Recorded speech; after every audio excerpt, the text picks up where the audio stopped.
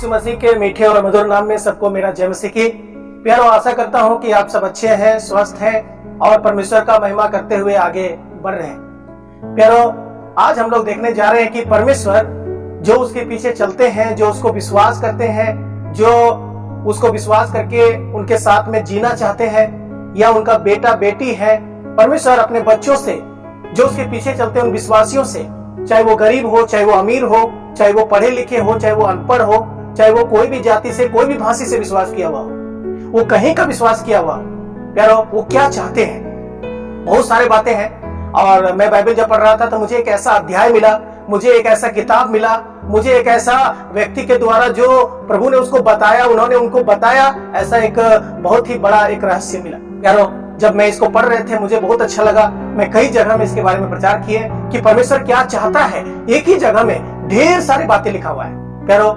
और अभी मैं नहीं बताएंगे कि वो कौन सा किताब में लिखा हुआ है और कौन सा अध्याय में लिखा हुआ है, किसको परमेश्वर ने बोला, कैसे बोला और किस प्रकार से उसको रखा है, मैं बाद में बताएंगे। लेकिन उस अध्याय को मैं जब पढ़ रहे थे तो मैंने देखे कि परमेश्वर क्या चाहता है, परमेश्वर का इच्छा क्या है। जिनमें से पहला बात जो आज हम लोग देखने जा रहे हैं वो है कि परमेश्वर चाहता है कि उसका बेटा बेटी जो उसको विश्वास किया है, जिस उसको विश्वास करके उसके पीछे चल रहा है, कलीसिया जा रहा है, वो चाहता है कि वो उसका भय माने।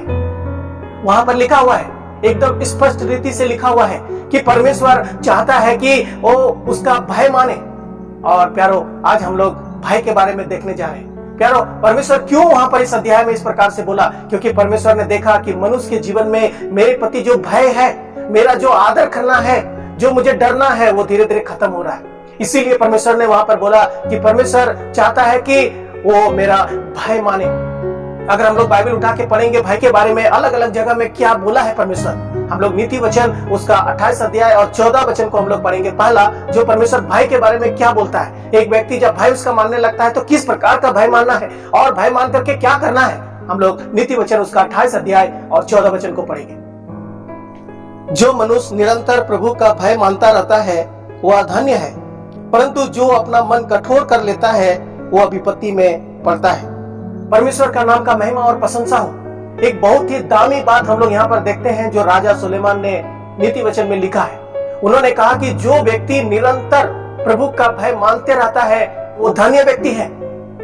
और उसका दूसरा भाग में राजा सुलेमान बताते हैं, परमेश्वर इस प्रकार से कहता है, जो अपने मन को कठोर कर लेता है, जो सुनना नहीं चाहता है, जो परमेश्वर के बातों को मानना नहीं चाहता है, जो बदलना नहीं चाहता है, वो बार बार बाइबल में पढ़ता है, बार बार वचन सुनता है, बार बार प्रचार सुनता है, बार बार इन बातों को उनके कानों में आता है, लेकिन वो अपने मन को क्या करता है, वो कठोर कर लेता है, वो कठोर करके रखता है। वो सुनना नहीं चाहता, वो मानना नहीं चाहता है, उसके अनुसार जीना नहीं चाहता है, चलना नहीं चाहता है।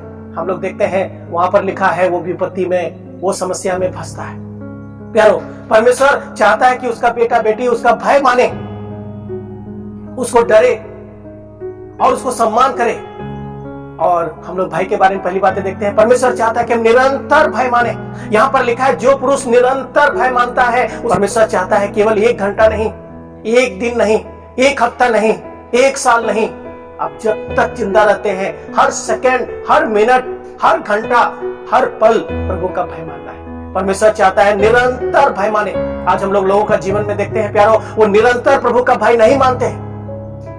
जब जब उसको समस्या होता है, जब जब वो परेशानी में होता है, तब तब वो परमेश्वर का भय मानता है। प्रभु, मैंने गलती कर लिया है, मुझे क्षमा कर दीजिए, क्योंकि उसको लगता है कि परमेश्वर उसको दंड देगा, इससे समस्या से परमेश्वर उभार सकता है। प्यारो, जब वो तकलीफ में पड़ता है, जब वो समस्या में पड़ता है, जब वो दुख में पड़ता है, तो वो परमेश्वर को डरता है। कहीं और जगह में कुछ परेशानी पड़ता है तब वो परमेश्वर को डरता है, लेकिन जब वो अच्छा रहता है, जब उसको ताकत रहता है, जब वो सब तरह का स्वस्थ रहता है, वो डरता नहीं है, वो अपना मनमानी करता है, वो अपने मन को कठोर करता है, वो कठोर में जीता है। प्यारो, हम लोग दूसरा भाग में इसी वचन में पढ़ते हैं, जो अपने मन को कठोर कर लेता है वो विपत्ति में पड़ता है। प्यारो, आज बहुत लोगों का जीवन में हम लोग देखते हैं, जो विपत्ति आता है, जो समस्या आता है, जो तकलीफ आता है, जो परेशानी आता है, खुद के जीवन में आता है, परिवार के जीवन में आता है, बच्चों के जीवन में आता है और समस्या से भर जाता है। इसका क्या कारण है? इसका कारण है कि परमेश्वर का भय उसके जीवन में नहीं है, वो अपने मन को कठोर करता है। प्यारो, अगर हमारा परमेश्वर का वचन सुन सुन के हम अपने मन को कठोर कर लेते हैं, हम मानना नहीं चाहते। हम इस्राएल लोगों का इतिहास उठा के देख सकते हैं, जब मिस्र देश से परमेश्वर उन लोगों को छुड़ा करके कनान देश लेकर के जा रहा था, इस्राएल लोगों ने कितना बार मन को कठोर किया। कितना बार ढीठ हो गया। हम लोग पढ़ते हैं कि फिरौन राजा ने अपने मन को कठोर किया, इस बात को सुनना नहीं चाहा, इस बात को मानना नहीं चाहा। उसको परमेश्वर का भय नहीं था कि परमेश्वर ऐसा कर सकता है। प्यारो, हम लोग जानते हैं कि 10 विपत्ति मिस्र देश में आया। पहला आया वो सुना नहीं, दूसरा आया वो सुना नहीं, तीसरा आया वो सुना नहीं। इसी प्रकार से एक समय ऐसा एक विपत्ति आया कि जितना पहलौठा बच्चा था, चाहे वो जानवर का हो चाहे वो मनुष्य का हो, सब मर गया। प्यारो, तब उसका मन टूटा, तब उसको समझ में आया मैं गलती की है। प्यारो, कई बार हमारा जीवन में हम ढीठ होने की वजह से, मन को कठोर कर लेने की वजह से समस्या और दिक्कत होता है। परमेश्वर चाहता है कि उसका बच्चा क्या करे? परमेश्वर का भय माने, वो निरंतर भय माने, वो डेली भय माने। प्यारो, अगर आप परमेश्वर को भय मानते हैं, आपका जीवन में कल्याण होगा, आपके जीवन में आशीष होगा, आपके जीवन में खुशी होगा, आपके जीवन में शांति होगा, आपके जीवन में बहुत सारे अपार आशीषों से भर जाएगा। लेकिन अगर आप अपने मन को कठोर कर लेते हैं, आप ढीठ बन जाते हैं, सुन के अनसुना करते हैं, आप नहीं मानना चाहते हैं, आप विपत्ति में पड़ेंगे। क्योंकि वचन बताती है, वचन बताता है परमेश्वर चाहता है कि हम भय माने। प्यारो, उस अध्याय को मैं जरूर बताएंगे, अभी नहीं बताएंगे, बाद में बताएंगे। आप भी देख करके और पढ़ करके चौंक जाइएगा। प्यारो, दूसरी बात, अगर आप परमेश्वर का भय मानते हैं, हम लोग एक दूसरा वचन को पढ़ेंगे जिसमें अपार आशीष लिखा है। भजन संहिता 128 और 1 से लेकर 6 वचन। क्या ही धन्य है हर एक जो यहोवा का भय मानता है और उसके मार्गों पर चलता है। तू अपनी कमाई को निश्चय खाने पाएगा, तू धन्य होगा और तेरा भला ही होगा। तेरे घर के भीतर तेरी स्त्री फलवंत दाखलता सी होगी, तेरी मेज के चारों ओर तेरे बालक जलपाई के पौधे से होंगे। सुन, जो पुरुष यहोवा का भय मानता हो वह ऐसी ही आशीष पाएगा। यहोवा तुझे सिय्योन से आशीष देवे और तू जीवन भर यरूशलेम का कुशल देखता रहे, वरन तू अपनी नाती पोतों को भी देखने पाए, इस्राएल को शांति मिले। एक कितना बड़ा, एक कितना दामी बात हम लोग भजन संहिता 128 में पढ़ते हैं।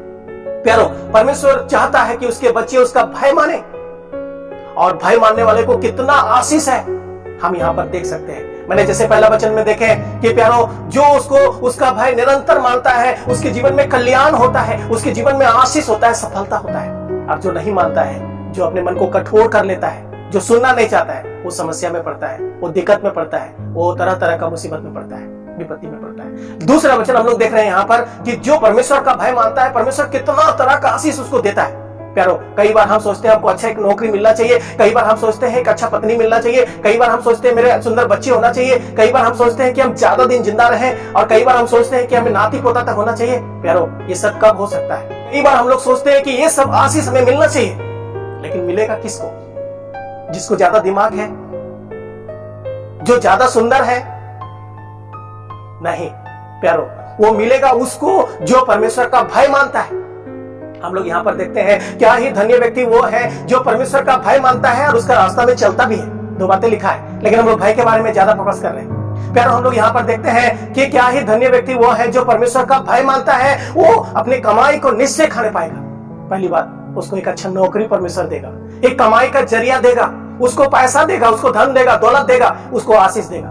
दूसरी बात हम लोग देखते हैं कि तेरी स्त्री फलवंत दाखलता सी होगी। इसका मतलब क्या है? इसका मतलब है उसको केवल नौकरी नहीं, एक अच्छा सुंदर परिवार, एक सुंदर पत्नी देगा। प्यारो, कोई बहन लोग आप सुन रहे हैं, यहाँ पर पत्नी का बात लिखा हुआ है, लेकिन बहुत सारा जो बहन लोग हैं चाहते हैं कि एक अच्छा मुझे पति मिले, और हर एक बहन लोग चाहते हैं मुझे एक अच्छा नौकरी भी मिले, चाहे वो भाई हो चाहे बहन हो।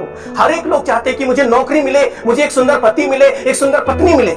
प्यारो, ये सब कौन दे सकता है? ये सब परमेश्वर दे सकता है, और उसको दे सकता है जो उसका भय मानते हैं। प्यारो, हम लोग एक बात और यहाँ पर देखते हैं, तेरे घर के भीतर तेरे बच्चे जलपाई के पौधे से होंगे। यहाँ बच्चों का जिक्र किया गया है, यहाँ पर नौकरी का जिक्र किया गया है। तू निश्चय अपनी कमाई को खाने पाएगा, इसका मतलब तुम्हें एक अच्छा रोजगार होगा। फिर हम लोग देखते हैं तेरी स्त्री या पति और पत्नी हो, सबके जीवन में ख्वाहिश रहता है। और तीसरा हम लोग देखते हैं प्यारो कि हम लोग यहाँ देखते हैं तेरे बच्चे। प्यारो, हर एक लोग चाहता है कि मुझे बच्चे हो, सुंदर बच्चे हो, बच्चों से भरा हुआ घर हो। सब कौन दे सकता है? ये सब परमेश्वर दे सकता है। और हम लोग अंतिम में देखते हैं, लिखा है कि तू नाती पोतों को भी देखने पाए। प्यारो, इतना ख्वाहिश तो सबके जीवन में रहता है। केवल हमें एक नौकरी मिल गया और हमें एक सुंदर परिवार मिल गया, सुंदर बच्चे मिल गया, क्या इतना में हम संतुष्ट हैं? नहीं, हम चाहते हैं ज्यादा दिन हम जिंदा रहे, हम अपने नाती पोतों को भी देखने पाए। प्यारो, ये सब कौन दे सकता है? ये सब कैसे मिल सकता है? ये सब केवल परमेश्वर के द्वारा मिल सकता है। प्यारो, परमेश्वर चाहता है कि उसका बच्चा उसका भय माने, निरंतर भय माने, हर दिन भय माने, हर पल भय माने, अपने मन को कठोर ना करे, उसका कल्याण होता है। जो कठोर करता है वो समस्या में पड़ता है, जो पाप में जीता है, जो पाप से निकलना नहीं चाहता है, परमेश्वर का भय मानना नहीं चाहता है, वो समस्या में पड़ता है। प्यारो, हम लोग भजन संहिता 128 में देखते हैं, जो परमेश्वर का भय मानता है, क्या ये धन्य वो पुरुष है चाहे वो स्त्री है, क्या ये धन्य है वे जो परमेश्वर का भय मानते हैं। उसको एक अच्छा नौकरी होगा, उसको एक अच्छा नौकरी होगा, उसको एक सुंदर परिवार होगा, सुंदर बच्चे होंगे, वो नाती पोता को भी देखने पाएंगे। एक बात और लिखा है यहाँ लिखा है कि तुम यरूशलेम का कुशल देखता रहे। हम लोग जानते हैं प्यारो, यरूशलेम में परमेश्वर का मंदिर था, परमेश्वर वहां पर आता था, परमेश्वर उसके बीच में रहता था, इसलिए यहाँ पर लिखा है तो यरूशलेम का कुशल देखता रहे। प्यारो, यरूशलेम एक शांति से रहना है यहूदी लोगों का ख्वाहिश था, क्योंकि यरूशलेम में परमेश्वर का आशीष था।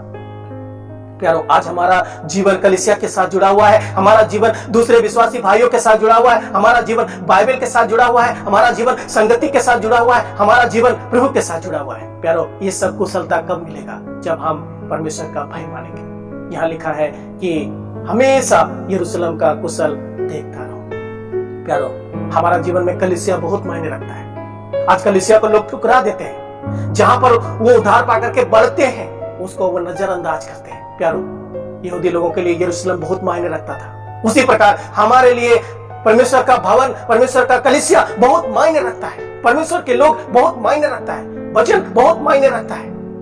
प्यारो, हम लोग यहाँ पर पढ़ते हैं परमेश्वर चाहता है कि हम उसका भय माने, हम निरंतर भय माने। भय मानने वालों के जीवन में बहुत आशीष हम लोग देख पाते हैं, बहुत खुशी हम लोग देख पाते हैं। और भी वचन है भय के बारे में, हम लोग बाइबल में पढ़ सकते हैं। अगला वीडियो में मैं इसके बारे में, भय के बारे में और 2-3 वचनों को रखेंगे, आप जरूर देखिएगा। और परमेश्वर केवल भय नहीं, और भी बातें हैं जो उस अध्याय में मैंने पाया है, जो मैं आपको बाद में बताएंगे, और आप भी दूसरों को बता सकेंगे। परमेश्वर हमें सहायता करें। एक बात को याद रखिएगा, परमेश्वर चाहता है कि हम और आप परमेश्वर का भय माने। आइए हम भय माने, दुनिया कुछ भी हो जाए, दुनिया के लोग कुछ भी करें, हम परमेश्वर का भय माने, परमेश्वर का भय मानना ना छोड़ें। अभी और 3 वचन है, इसके बाद में अगला वीडियो में बताएंगे परमेश्वर का भय मानने के बारे में, और अद्भुत वचन है, आप जरूर देखिएगा, आप मिस मत कीजिएगा। इस वीडियो को देखने के बाद नहीं सोचिए अरे दूसरा वीडियो देखने का जरूरत नहीं है, आप जरूर देखिएगा।